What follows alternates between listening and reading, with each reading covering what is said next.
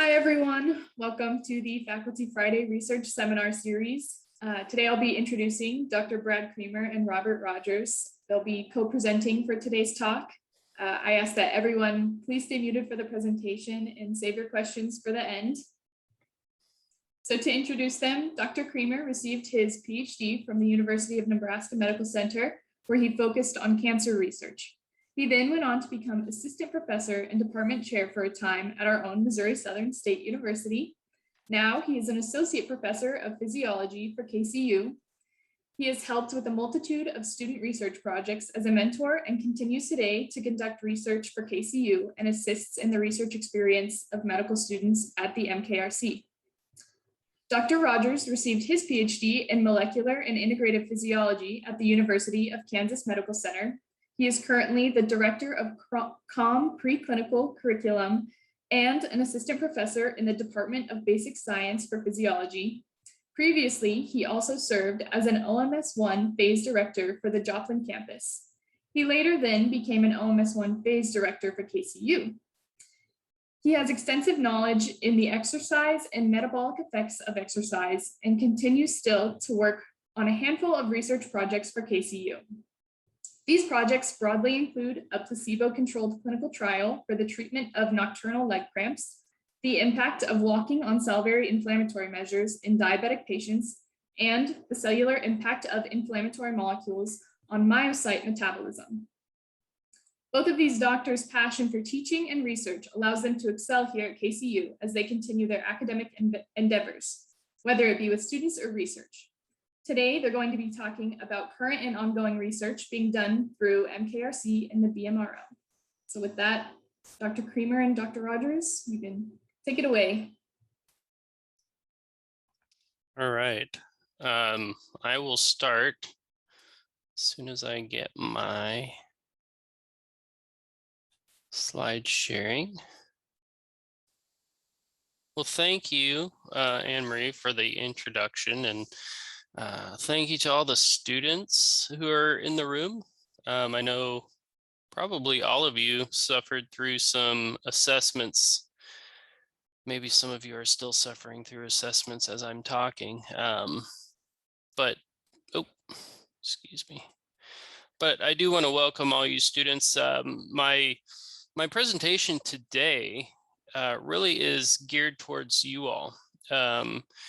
And the way that I put this together was really an introduction to what it is that I'm doing, some of the research studies that I have ongoing here over at the BMRL through the MKRC. And if you don't know what those acronyms are, MKRC, that's the Missouri Southern or MSSU KCU Research Consortium.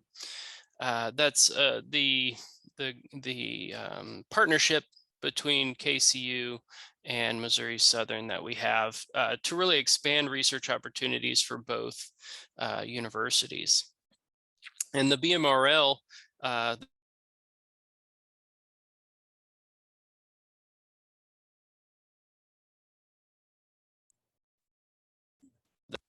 somehow you muted yourself, Brad.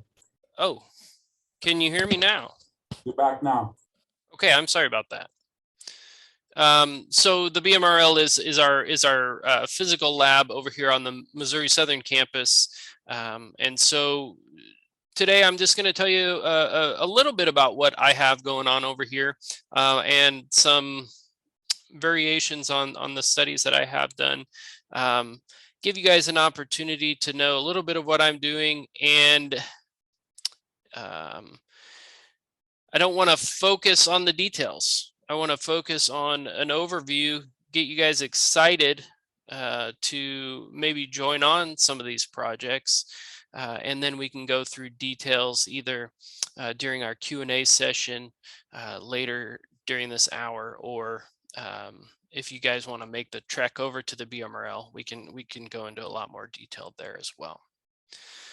Okay, so I'm going to tell you a little bit about what I've been focusing on. First of all, the first project is something I've been working on for about 2 years now. And this study is titled OMT, or Osteopathic Manipulative Treatment, as an intervention to reduce stress, anxiety, and depression in first responders. And this project has been designed and implemented in conjunction with our partners at Missouri Southern State University. And it really aims to carry out the mission of KCU, which is to improve the well-being of the communities that we serve. So as most of you probably know, our first responders, whether we're talking about local or nationally, they're under considerable amounts of stress. And this is due to the nature of their jobs. They're exposed to trauma and traumatic events daily. And this often leads to a transference of that trauma. And that can cause or lead to serious mental and physical health conditions in these first responders. So what does this mean? There's been a number of studies, especially recently, on what kind of stress and behavioral conditions that stress leads to in first responders. And as you go through the data, you'll see that over 90% of all first responders who are part of these studies report at least some level of stress from their jobs. This doesn't take into account any other potential stresses that they have. Just this is specifically from being a first responder, whether that's an EMT, paramedic, firefighter, police officer. Now up to or as many as 30% of the first responders will develop at some point some sort of behavioral condition associated with this stress. And there's a number of potential behavioral conditions that are laid out, including substance abuse disorders, alcohol abuse disorders, depression, even post-traumatic stress disorder at rates that are similar to levels seen in military personnel who have been in combat. And kind of a really troubling statistic is that in 2017, a survey was done of more than 4,000 first responders, and it was reported that at least 6.6% of those individuals had attempted suicide. And that's a rate that is 10 times higher than the general population. So this is a problem. Okay, we need to be able to develop and utilize treatments for these individuals that can reduce stress, reduce sympathetic tone of these individuals. It's evident in the first responders here, even in the rural areas like Joplin, that this is a huge need. I talked during the development of this project, during recruitment of participants in this project. I've talked with a number of EMTs, firefighters, and police from this area, and each one of them knew at least one, some knew several friends and colleagues that had committed suicide or at least attempted suicide. So like I said, this is a serious problem and treatments need to be developed. Of course, there are some current treatments and those treatment regimes, so whether they're psychological interventions, pharmaceutical interventions, or a combination of both. However, the treatment of the first responders for any sort of stress or mental health related conditions is kind of hard to initiate. And even those who do initiate treatment, there's often high levels of dropout. And there's a number of possible reasons why this is, and I'm not really here to try to answer that question. But really what we want to do here is to develop potential therapies, excuse me, that can help these folks. And so what we decided to do was to look to see if OMT or osteopathic manipulative therapy that you guys are learning every day in school could serve as a potential therapy. It's a non-invasive type of therapy that could be implemented to help reduce stress, anxiety, and depression in first responders. So really the primary aim of this project is to test the hypothesis that OMT will improve reported behavioral scales and lab measured biomarkers that are thought to be or known to be consistent with stress, anxiety, and depression. And this is in relation over, or excuse me, not in relation, but in comparison with the standard treatment of care. So what we've done so far is we put together a team and we started asking and answering some of these questions. Number one, which turns out to be maybe the hardest part or the hardest question, is can we measure stress in first responders? So we all can say or report that we feel stressed, but what does it really mean physiologically, and how do we measure that? And so I've worked with a colleague here at Missouri Southern in the social science department to find surveys, to find questionnaires that help to answer or at least start to determine levels of stress in individuals. These are self-reported questionnaires that have been scrutinized and published in psychological level journals. So we started putting together a number of surveys to test self-reported levels of stress. And then we've also started looking at potential biomarkers for stress. Now, the one that jumps out or might jump out to everybody kind of right away is cortisol. And we have tried to measure that. In addition, there's a number of other potential biomarkers such as inflammatory cytokines that are starting to become popular biomarkers for determining things like depression, anxiety, and even just general stress. And that's due to their role in depression. And so some of those biomarkers include interleukins, and the way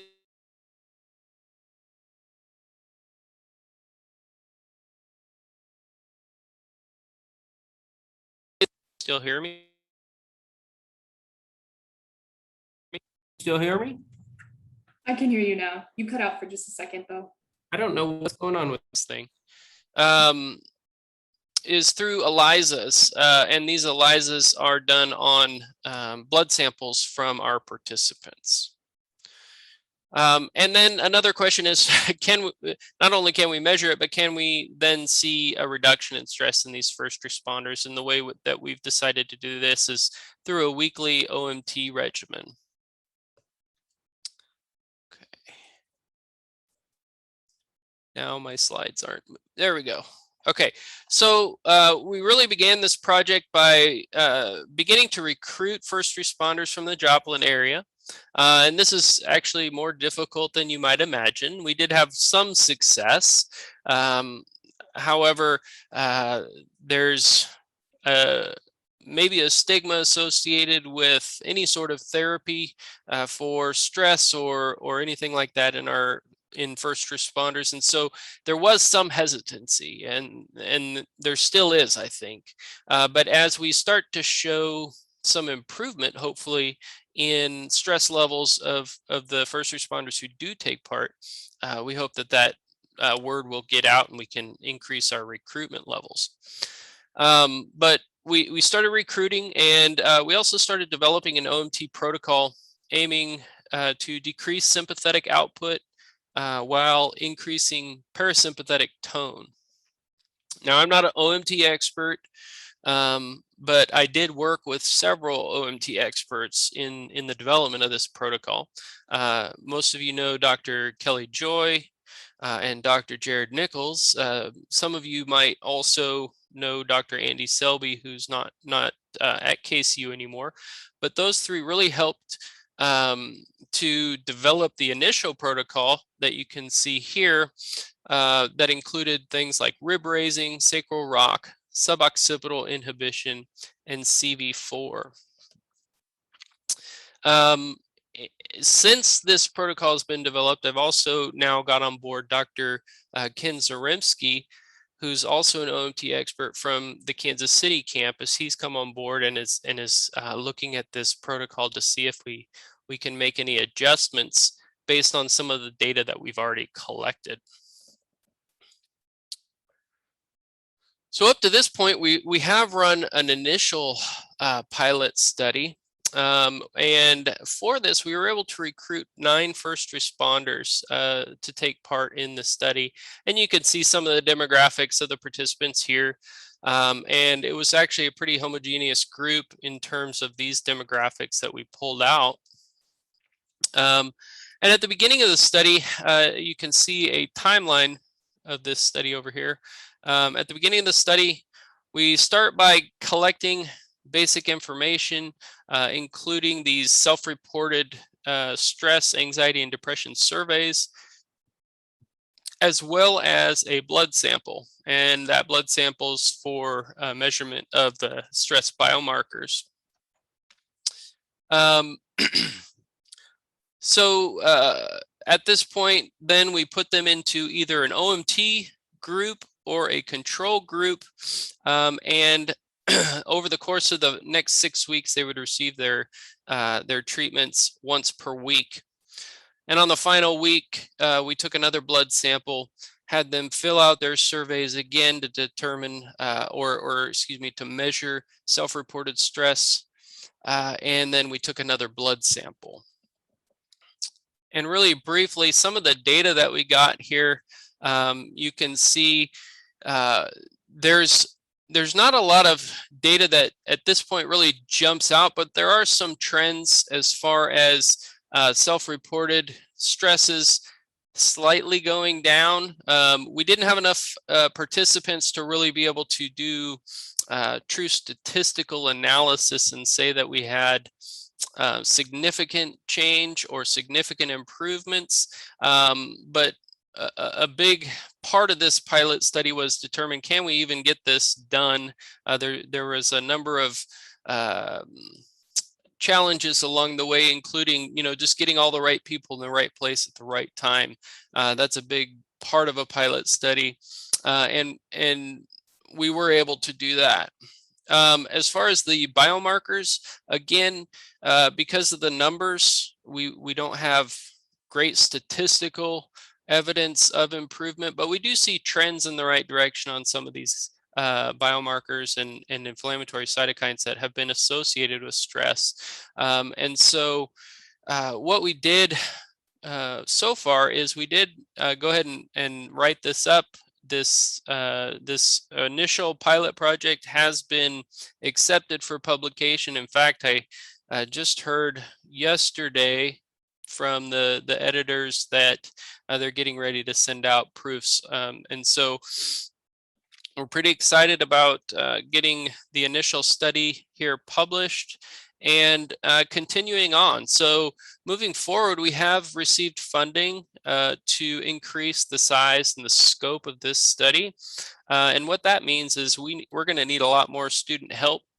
I'm working with Dr. Zaremski in Kansas City to also increase the pool of first responders. So we're not going to stick with just the Joplin area. We are going to also get into the Kansas City area as well. And as you could imagine, the numbers of first responders in that area is going to really increase our potential pool. And we do plan on at this point, keeping a lot of the project the same other than in the size. But we are also interested in putting together some educational curriculum as another arm of the study, providing these first responders with education videos, with some literature on healthy ways to decrease stress, things like exercise, diet, increasing sleep, etc. Things like that as another potential co-therapy, if you will, to reduce stress in the first responders. So that's my first project that I wanted to talk about. I will, like I said, we'll have time at the end after Dr. Rogers talks to have questions on this or more discussion. So I'm going to jump ahead with the second project I wanted to talk about, and I know I'm about running short on time, but I'll go through this kind of quickly. The second project that I want to talk about is has to do with breast cancer, and this kind of gets back to my roots as far as a research as a researcher and what I'm trained in. I'm trained in breast cancer research, and because of Jeff's mentorship here at the BMRL, I have quite a number of tools to start looking at something that he really built his career around, which is a gene and protein called the pregnein X receptor. And so I'm kind of blending the two. And just to give you a little bit of background here, you guys all probably are aware that breast cancer is a very common disease. In fact, it's the most common malignancy and the second most common the second most common cause of cancer-related mortality among females worldwide. And so again, we've got another big problem here, another big problem that I'm trying to attack. And breast cancer, as you may or may not know, is a very heterogeneous disease. As you can see here, this heat map that was published in the mid to early 2000s, where we started to really try to classify or break down the genetics and the molecular subtypes of breast cancer. We see that there's a number of different subtypes that fall within breast cancer. So things like luminal types of breast cancer, HER2 positive breast cancers, normal breast-like cancers, and then what I have circled here where my interest lies is the basal subtype. Now, the basal subtype of breast cancer can be classified by having low expression of luminal and HER2 gene clusters. And typically, they're low in estrogen receptor, progesterone receptor, and HER2. This really limits the current treatments that are utilized in those types of breast cancers that do express estrogen receptor or that do express HER2. There's a number of successful treatment modalities that are aimed at those specific subtypes. There's a high expression of proliferation in cluster genes, and there's a lot of genomic instability.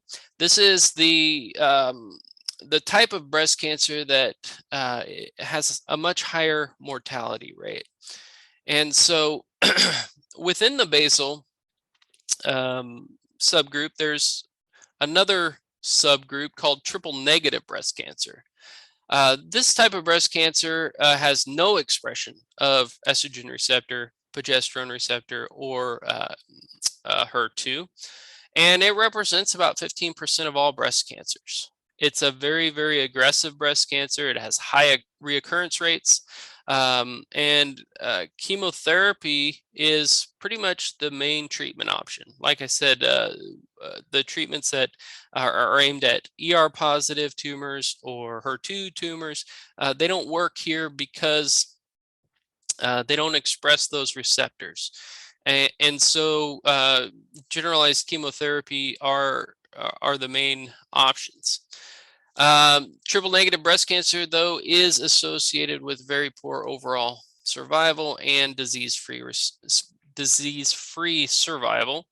And any recurrence is often associated with chemotherapeutic drug resistance. And so if you look into triple negative breast cancer, you see that recurrence is generally met with high mortality rate. And so what I'd like to do is to look at these triple negative breast cancers and try to determine what leads to the resistance to the chemotherapeutics. And the target that I'm starting with here is PXR, the pregnine X receptor. And if you have heard Dr. Steininger talk or looked into PXR at all, you know it's a nuclear hormone receptor, and it helps to regulate the expression of downstream target genes that are involved in the metabolism and transport of a number of xenobiotics and endobiotics. In normal tissue, it's pretty active in the liver and intestine. However, in a number of cancers, it has been shown to be expressed. And it is thought to be associated with drug resistance. And there's some links to breast cancer.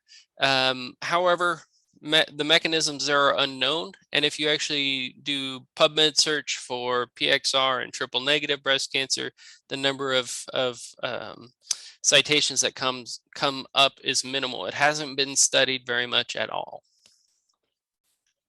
So the current aims that I have for this project is to really, first of all, determine if PXR is expressed in triple negative breast cancer and if it's active. Right now, I've got a panel of about 15 human triple negative breast cancer cell lines. And the reason I have so many is because there's a lot of variability in terms of the triple negative breast cancer group. And so we got a wide range of these cell lines that all display different characteristics. And after determining if PXR is even expressed, what role does it have, or what potential role does it have in the drug resistance or poor clinical outcome for triple negative breast cancer patients? And I've just got one piece of data that I want to show you here, which is kind of our initial screening of the cell lines for PXR expression and activity. And over here on the left, what you can see are control cells looking at gene expression levels of PXR and a couple of downstream target genes of PXR, CYP3A4 and MDR1. And then in this column over here, if we treat with a drug called rifampicin, which will activate PXR, we see again, looking at expression levels of PXR, CYP3A4 and MDR, we do see that there is some levels of expression of PXR in the first 5 cell lines that I've had a chance to screen. And when we add rifampicin, we do see upregulation of in a couple of them of downstream target genes. So that's encouraging news. And like I said, I'm only about a third of the way through screening the initial screening of the cell lines, and so there's a little bit more work to do there before we can really start getting into it. But there is some at least positive data on that side. So I'm going to hand it over to Dr. Rogers. If you have interest in joining on either of the projects that I talked about today, there's my email address, bkramer@kansascity.edu. I've also got some information on the MKRC Canvas site that goes into a bit more detail as well. So thank you all, and I'll hand it over to Dr. Rogers.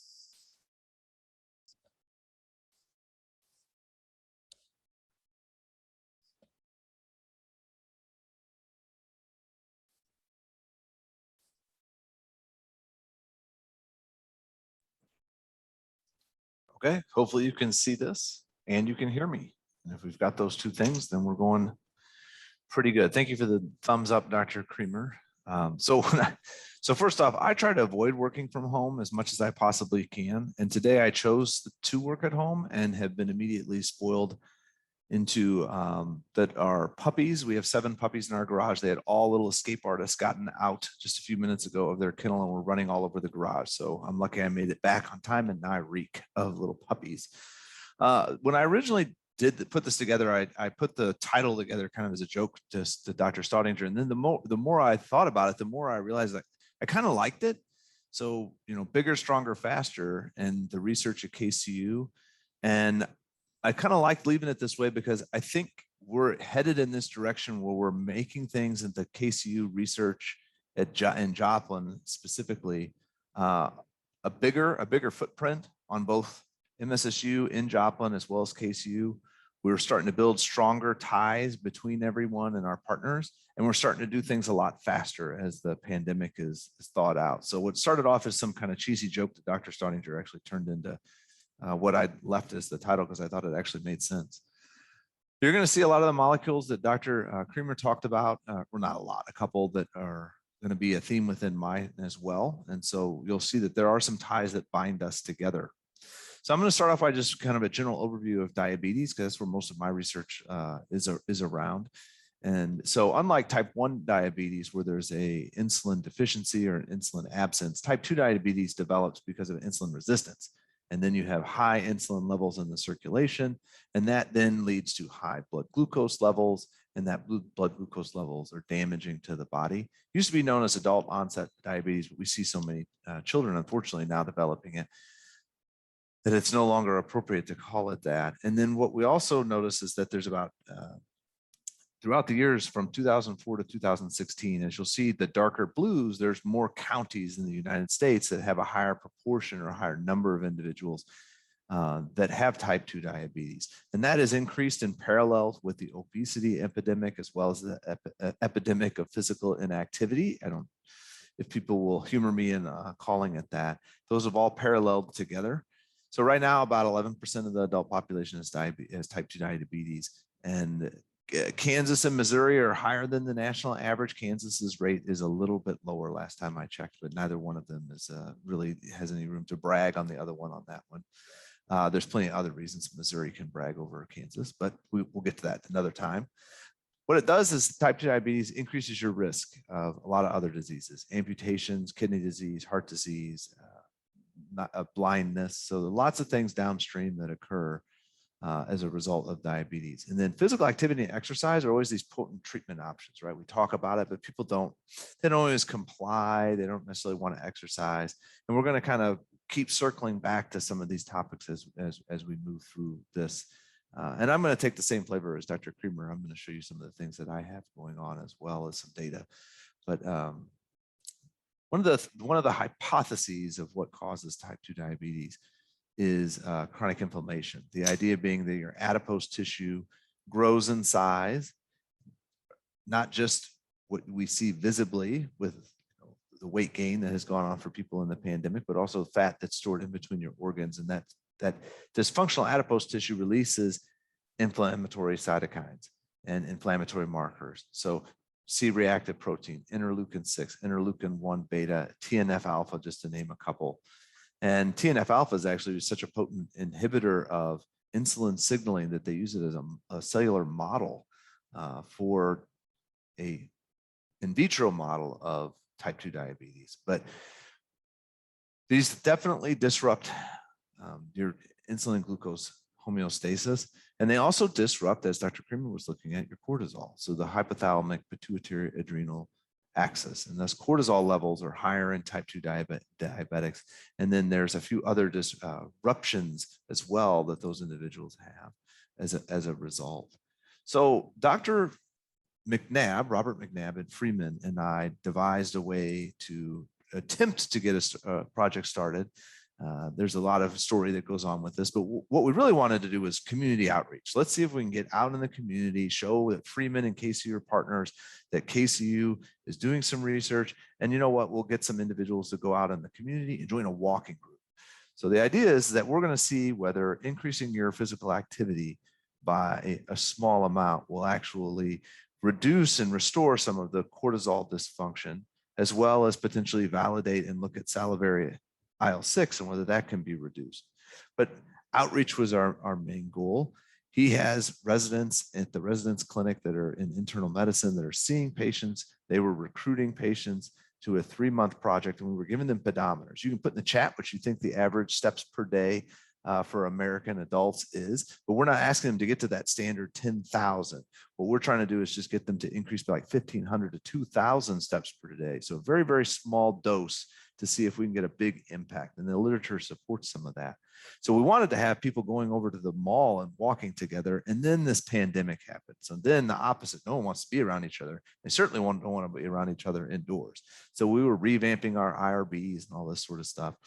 And what we really ran into is that as the pandemic spread, the ability for myself and his clinic to connect and get someone enrolled and then let me know so that I can follow up with those individuals became a problem. And a lot of that was just was honestly just the pandemic.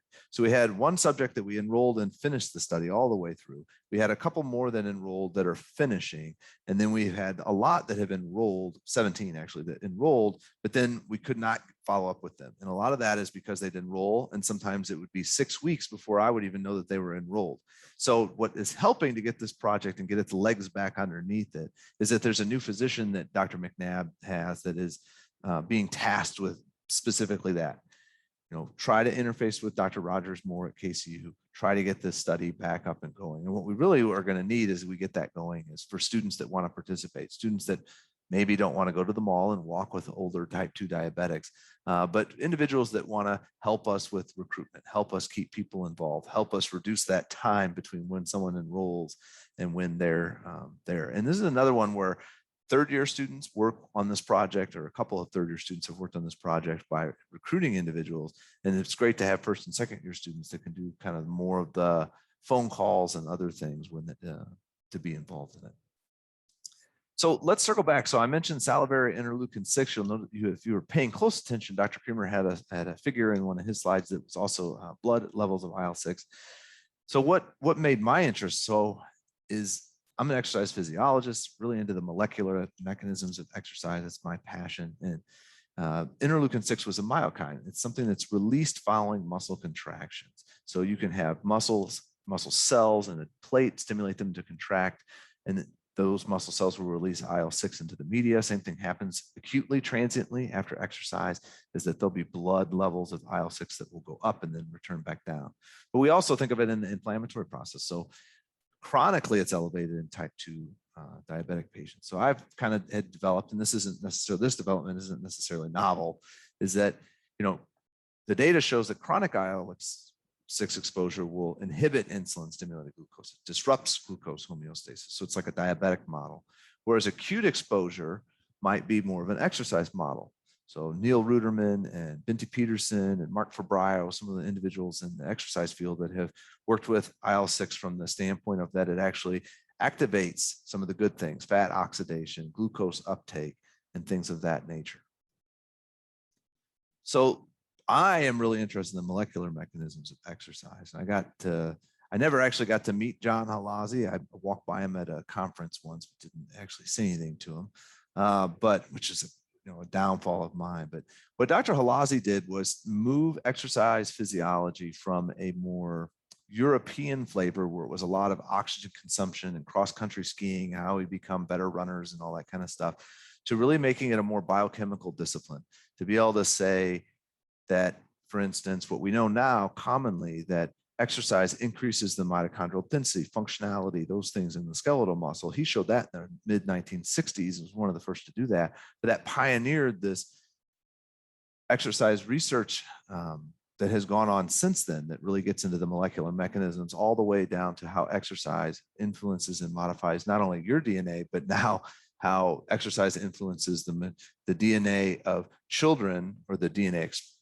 and transcription levels of in utero fetuses when a mother is exercising. So it's very, very interesting. And somewhere in this picture, somewhere is my mentor, Dr. Geiger. So I'm actually in this third generation of influencers that Dr. Halazzi influenced. And I actually got to meet this little man here, Dr. Booth, who also became a mentor of mine at the University of Missouri. And he's who got me interested in the molecular mechanisms, because I'd sit in class as just the general exercise physiologist doing bone mineral density testing and was saying, look at all this cool stuff that these guys are doing in these other departments.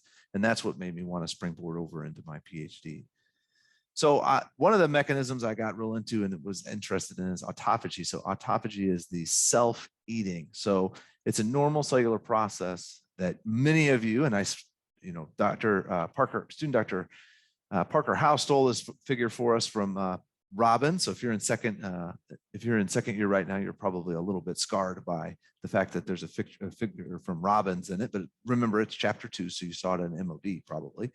But what you've got is the process of damaged organelles being targeted, a initiation saying there's something wrong, we need to go find this organelle that's not functioning properly, and then the autophagosome, this double membraned structure, forms around it. In this picture, it's a mitochondria, right? So a mitochondria that's probably not depolarized correctly, its polarization's off, so something's wrong. Mitochondria are like cars. You run them too long, too hard, too fast, they don't run as well. And over 10, 15 years, again, they're not going to run as well. So you want to be able to clear those out. So in this process known as mitophagy, then you form the autophagosome, it merges with the lysosome, and the lysosome releases those hydrolases that degrade those damaged mitochondria. So now you've got a process by which it links back to that initial, how does exercise potentially increase in the functionality of mitochondria in the skeletal muscle? It may not just be making more, you may be better at actually degrading the ones that are damaged. So you're getting it on both ends, both sides. So some of the molecules we'll talk about, I'm going to show here just for a quick overview, is an initiation or a molecule that shows that the process has been initiated, and that's LC3. So LC3 is in the form of 1 when it becomes lipidated and starts to recruit and build and help build this double membrane structure, it's converted to LC32. So LC32 is a marker and will increase when there's an initiation of autophagy. We're probably familiar with ubiquitin from our SFM courses in MOD, but when the outer membrane of a mitochondria is damaged or there's something wrong, those outer membrane proteins will be ubiquitinated. They'll recruit a couple of different adapter proteins, but P62 is a big one. And P62 and LC32 work together to help be a marker of the autophagosome and its formation. And then when it merges to the lysosome, you'll see P62 being degraded. And so what you see commonly to know autophagy is up and running is that LC32 is higher and P62 is lower. It's a little more complicated than that, but we'll stop there. And then you have a couple of molecules involved in the initiation. So the initiation process, so AMP kinase, which is back when they thought they had discovered AMP kinase and some of the things that it did, they thought they were going to cure type 2 diabetes with that alone. But it's active during exercise and after exercise, and it increases mitochondrial biogenesis, it increases fat oxidation, and it helps with really what it's another molecular mechanism of exercise. And then mTOR, the mammalian target of rapamycin, actually inhibits autophagy. So what we're going to do in the lab is then harness that by inhibiting mTOR, so inhibiting an inhibitor. We'll come back to that in a second. So there are ways to activate the process. This is what I get for looking in the chat. This is because now I've had to go back to this. All right, so what we're doing in vitro wise is C2C12 Myotube. So cancerous muscle cells that are immortalized from mice that are going to grow, they're going to divide and proliferate, and they start out as myoblasts, and this is what they look like in the microscope. We've come a long way, Dr. Staudinger, since we were taking pictures on our cell phones through the microscope objectives. But we now have the myocytes as they grow and become closer together. They love being close together to one another, and when they get close together and you withdraw some of the growth factors, they'll elongate out into myotubes, and that's what they'll look like here in this microscope. And it's an excellent model for exercise metabolism. Okay, so that you can stimulate glucose to be taken up by incubating the muscle cells with insulin, AMP kinase is present, all that good stuff. So you've got the tools to be able to examine some things.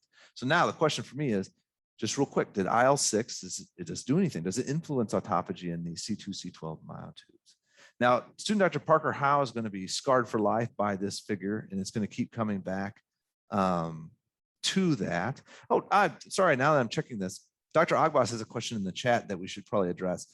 So is autophagy, basically what he's getting at is mitophagy and autophagy. Dr. Staudinger is also answering some of this. There's all kinds of different, autophagy has a few forms. It's got a global micro and macro autophagy, and then it has some more specific forms that it takes. So if you're targeting mitophagy and mitochondria, it becomes mitophagy. In the liver especially, you store fat in these lipid droplets. And so will the lipid, when your autophagosome is being targeted towards those lipid droplets, it becomes lipophagy. Okay, and there's a few other forms. It almost became cheesy as they started to get into all of that. But it's important distinction, and it's something that we are going to try to get to that level where we know it's mitophagy versus autophagy in the lab. But right now we're going to stick with just kind of a global autophagy. So chronic exposure to IL-6, this has been shown in the literature. Student Dr. Parker Howe deserves all the credit for this image. He's the one that sat and measured the diameter of a whole bunch of different muscle cells and then quantified it. And so what we've got throughout this presentation are 2 doses of IL-6, one on the higher end of what's physiologically possible, one that's above what's physiologically possible. And what you see is the diameter of the muscle cells is reduced when you get the higher dose after just 48 hours. So it's a model that's known of the atrophy, okay?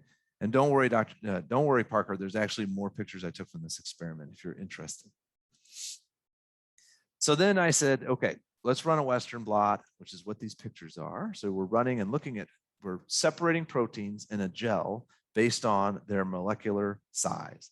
And then we're transferring that to a membrane and using antibodies to probe and create pictures to be able to see how much of that protein is present. So you're saying that there's more of this protein here in this condition than there is in this condition to the left. So we're going to go controls. Then we did 3-hour incubations and then 48-hour incubations at both the 2 different doses. And in general, what I saw was that LC32, remember a marker of the initiation of autophagy, is higher in the 3 hours condition. And then it's not being really modulated in the 48 hours. And then P62, we would hope would go down if LC3 is increased. And we just really didn't see anything. I'd be honest, I'd be a little skeptical after 3 hours. We'd get the entire process of autophagy going all the way through to where would you get an LC32 increase and a P62 decrease, but the process does happen pretty quickly. So this is basal autophagy. This is just at rest. The cells are happy. They're sitting on the bottom of a dish. Now we'll have to think about what will happen if we stimulate them a little bit more. Now, concurrently, we noticed that IL-6 seems to be increasing the phosphorylation of AMP kinase. So AMP kinase being an initiator of autophagy, potentially it's IL-6 talking through its intercellular processes, activating AMP kinase, and AMP kinase could then be activating the autophagy. These experiments do not link that together at all. It's simply just observational. So now what's going to happen is what happens when we need to increase autophagy? So in cancer cells, for instance, or in diabetes, it's not so much that the basal everyday autophagy is disrupted. It's that, hey, when we need to do it because organelles are being damaged and we're accumulating damaged products, we need to be able to increase autophagy and we can't. So we need to be able to do this in our cell culture model, and we do that through rapamycin. So rapamycin is a compound that inhibits mTOR. So mTOR inhibits the initiation of autophagy. So we're inhibiting the inhibitor and allowing autophagy to go through. Now, I used to sit in grad school and see people show slides like this. I'm like, man, I hope I have slides like this one day. And this is probably the closest I'll ever get to anything this busy. But what I'm going to show you here is very simply 4 doses, increasing from left to right, of rapamycin. And the white bar, black being the control, the white bars being the 6-hour or the shorter incubation, and the 48 hours being the longer. And what we're seeing is that in all 4 doses, although it's very prominent at the lower and moderate doses, an increase in LC32. Now, this is only from an N of 1 experiment and N of 2 plates. So it definitely needs has a lot more work to go. But it's starting to show that maybe we've got the dosing right. We know how long to incubate things. And that was the purpose of this. What you also see is LC31. Remember, LC31 is being converted to LC32. More LC32 is indicative of initiation of autophagy. So if LC3-1 is down and lower, it makes sense because it's being converted to 2, but also at the longer periods, it being lower could be indicative that there is a full-blown process from initiation, elongation, formation of the autophagosome, merger and degradation that's occurring at the lysosomal level occurring. And that's what I mean by, at the beginning when I said LC32 being higher and P62 being lower, is what you want to see that the process is active. And that's what we saw, especially in the 48-hour incubations. So this isn't exactly like go publish this in Nature type of science, but what it really does is say in the C2C12 muscle cells in our lab, we are able to activate autophagy. We know the doses and some of the times we can use, and now we can follow up with our future experiments. So for instance, what are some of the things that connect IL-6 to the autophagy? Is it really the IL-6? Is there something else that's going on that activates? Is it through AMP kinase, for instance? We want to do next is a combination of rapamycin and IL-6. So when we do need to activate autophagy, is the IL-6 that's present in type 2 diabetics blood, for instance, at higher levels, keeping us from being able to activate the autophagy? And then we'll probably move to some more powerful inflammatory stimuli, LPS, TNF alpha, things of that nature. I'm not showing some of the other stuff that we've got. We've got some livers from mice that have been exercised, that are aged, and all kinds of good fun stuff that I got from my postdoc advisor that we can also look at. And of course, Dr. Stauninger's favorite protein, and one of my favorite proteins nowadays, which is PXR. So in muscle cells, what you'll notice after several days of differentiation, they're elongated, they look like muscle cells. If you look real close, they'll actually twitch and they'll actually contract a little bit. You can actually stimulate them to contract with the right stimuli, electrical stimulus. But even at random, you'll see, and it kind of reminded me of muscle cramps and things like that. So muscle contraction that becomes out of control becomes cramps. So this last project is something that's in its very beginning stages, and that's in conjunction with one of our alumni, actually. So one of our alumnus owns Crampex. So it's a electrolyte beverage that prevent athletes from muscle cramping, but he'd like to see if this can be utilized more in a patient population. So nocturnal leg cramps, for instance, everyone has probably had these at night, of this painful onset of cramping. I get them in my calf muscles so bad sometimes that I'll wake up the next day and it's like I've done heavy weightlifting. I'll be so delayed. There'll be so much delayed onset muscle soreness from it that I'll be real sore and have to really stretch it out and things. But it's real common for folks to have these nocturnal leg cramps. So we're just curious if we can, there's no real great treatment option for this. People try stretching, they try magnesium supplementation, but this is just a really easy way to try to work towards a project. It works with an alumni and it gives us some good information, and still has that common theme of kind of muscle meathead metabolism that I so love. Well, we're starting off very, very simple. Basically, we have all these aims. We have received some money and funding to do this. So we just want to see if you consume Crampex prior to a cramp, will you have a reduction in the frequency? So if you drink the drink every day, will you have a reduction in how many cramps you have, or how long the duration of those cramps when they do occur? And then also, if you drink the drink at the onset of the cramp, the owner of the company has some very big and bold ideas on some of this stuff, but we're keeping it real simple. Will we be able to decrease the duration of the cramps? So, I mean, this is a perfect opportunity for somebody that really wants to see over, a 1 or 2 year period, the beginning of a project all the way through. So we have money, we have written a proposal, and what we really need help with is the IRB submittals. And then once the project gets rolling, just trying to recruit people and keep them involved. We're going to go through MSSU's IRB, recruit from MSSU, some student, faculty, and staff. We're going to provide them with Apple Watches. So as an incentive to join the study, every time I have leg cramps, I get excited because I might get an Apple Watch out of this if I can be my own subject. However, that's ethically not going to happen, trust me. But at the same time, it's a good incentive. They get an Apple Watch, they can keep it at the end. Then we're just going to use the Apple Watch to track some physiological parameters as well as their timing of the cramps. And the owner of the company is willing to give us the drink and have a placebo manufactured. So he's on board, Dr. White is on board, and Dr. Creamer and I have been working on this together, but we're really just ready for some folks to help us try to push it forward and try to get it going. So I would just say, there's 3 projects here. One's walking and we're just trying to get it back on its feet. We just want to work with Freeman to try to get this back on its feet, kick the dust off the COVID protocols and really get this out there and rolling again. The muscle cramping and trial, move it to the IRB phase. And then the in vitro stuff comes up all the time. As Parker is well aware, I love taking pictures of muscle cells, and I have pictures of muscle cells that have been exposed to rapamycin as well. So people can plug in any different way. They could potentially measure diameters at home. They could also come into the lab and learn some techniques. We'd love to see you in the lab as things are now starting to get back. But, we really just need at KCU Joplin specifically, we would need to build a bigger research program, stronger projects that are tied within the community and our partners, and just do it at a faster pace. And I think we can accomplish those things with the help of students. Students should look at these things not only as just something to put on their CV, but you're building a legacy for KCU and students that come. When you're working on projects like this and the next class comes in and they can help pick up a project, or you help build a project and start something in third year that a second year then jumps and helps when they're a third year, is building a legacy of collaboration with each other. And I think that's really, really important. Over here, student Dr. Parker Howe, they did a great job with the SSRF, and there's money that was used from that. When you work in our lab, I will say, Dr. Staudinger, Dr. Creamer, and I like to have everybody there together. You get to see, I'm not doing PCR, but you get to see Dr. Creamer and learn about PCR with his cancer cells. You're seeing us and helping us learn how to do and work with different cell lines and different cell cultures.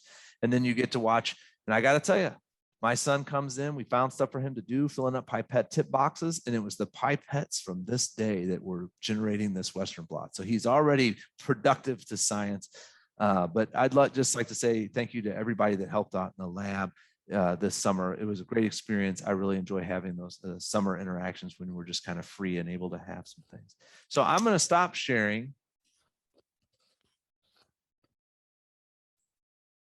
And we'll just say, Dr. Creamer and I'll open the floor for questions. If anybody has any questions, and hammer away at us.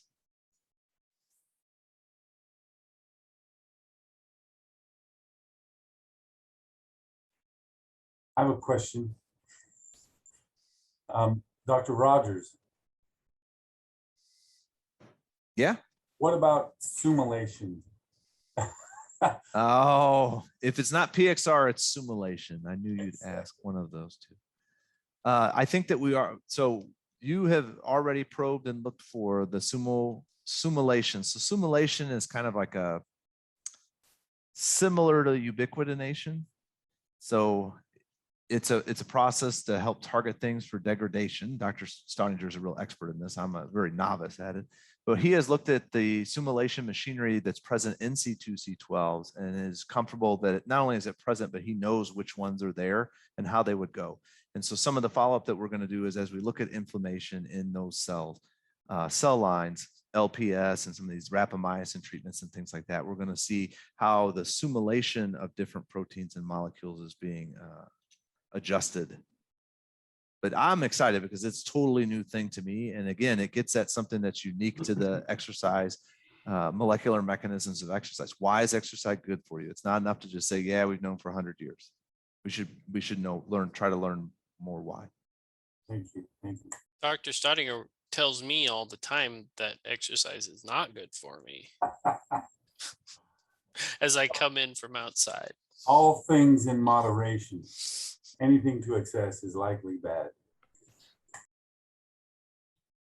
Dr. Agbas, I don't know if I'm moderating this. I'll just take over as moderator. Yeah, your hand is raised. Go ahead, sir. Okay. Hi. Well, thank you very much for both the Creamers and Dr. Creamers and Rogers for sharing your science with us. It's very exciting that our brand new campus also has a very exciting research program.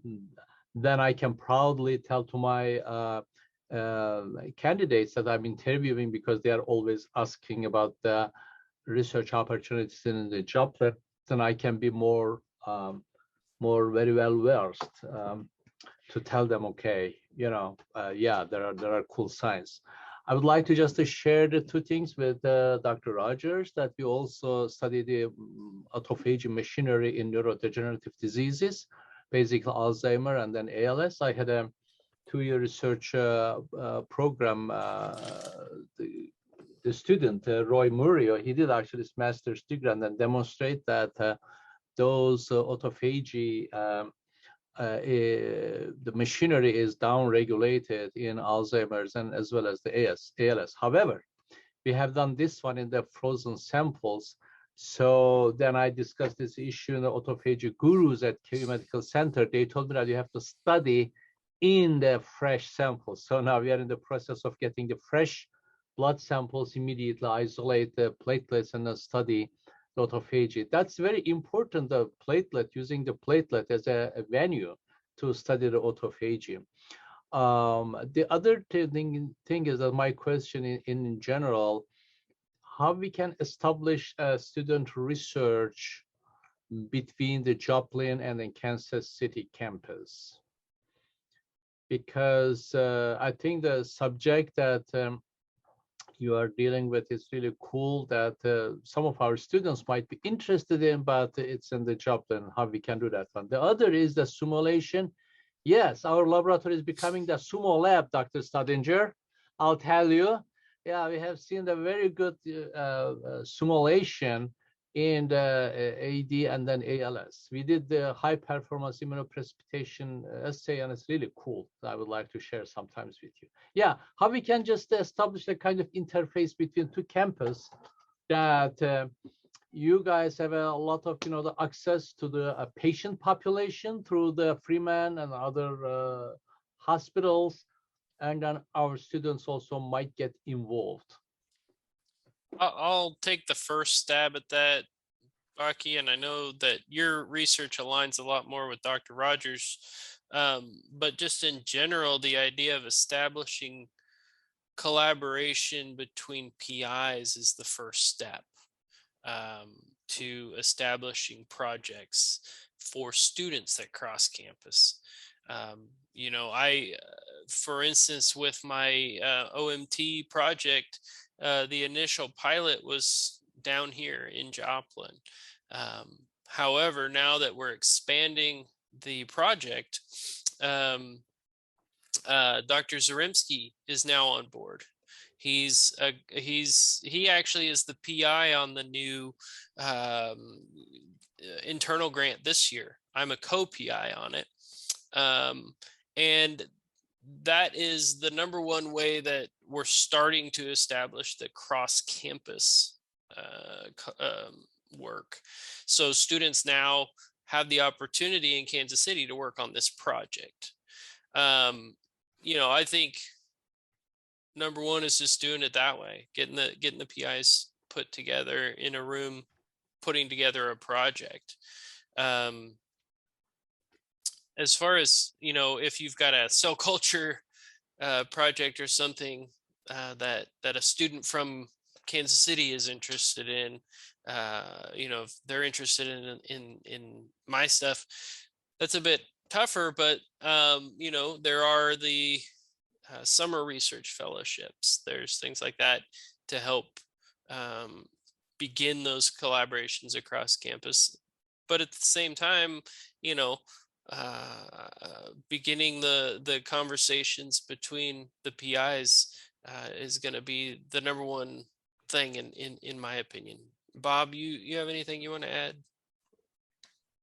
Yeah, I agree. I agree. I think some of the projects lend their ear easily and some do not. If we have common themes, like we all started, the three of us, with kind of a stress, like the cortisol theme was very, very high, and a tie that binds us, was what Dr. Staudinger used to say. If we had some of that cross connection, which we obviously do with mitochondria and things between the two campuses, that would help. But things like cramps are pretty easy. There's no reason why we can't recruit from a population of individuals in Kansas City and have Kansas City students that were helping with that. That physician that owns this company actually lives in Lee Summit. And every time I go to Hy-Vee, I forget to buy some cramps so that I have props and stuff to use in this kind of stuff. But, he's up there and he fully intends on saying, and, attempting to help us find patients. So I think that one's a perfect one that would work across different campuses. Cool.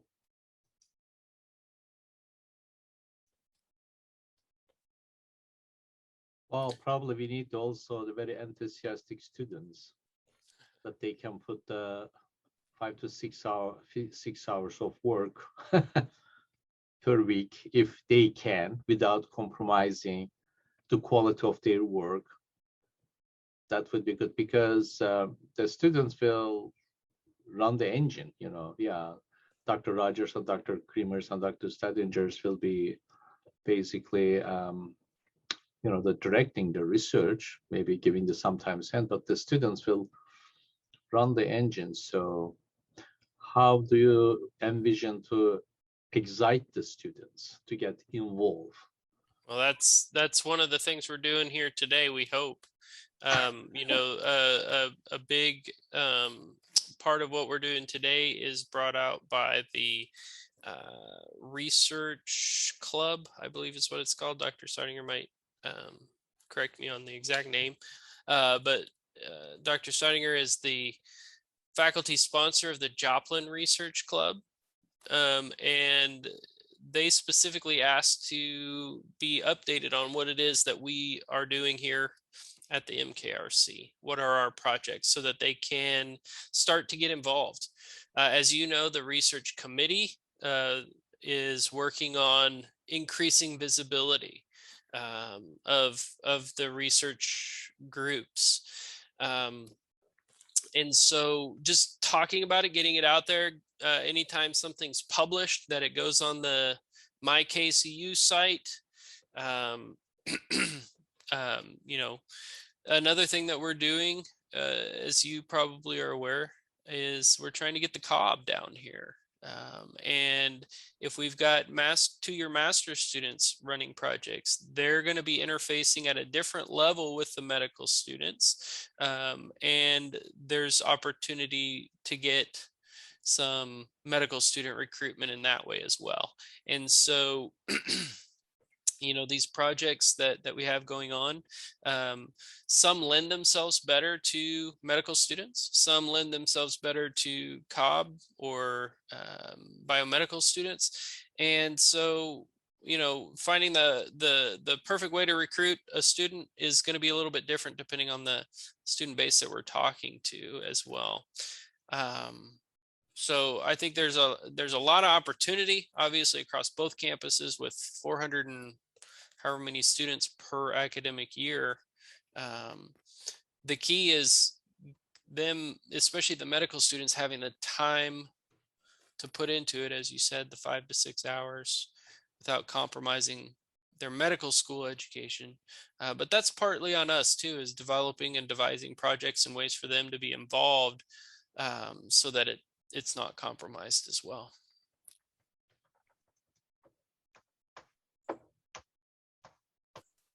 Thanks for the wisdom. I have another question for Dr. Stadinger, who is a champion for grant writing and grant obtaining.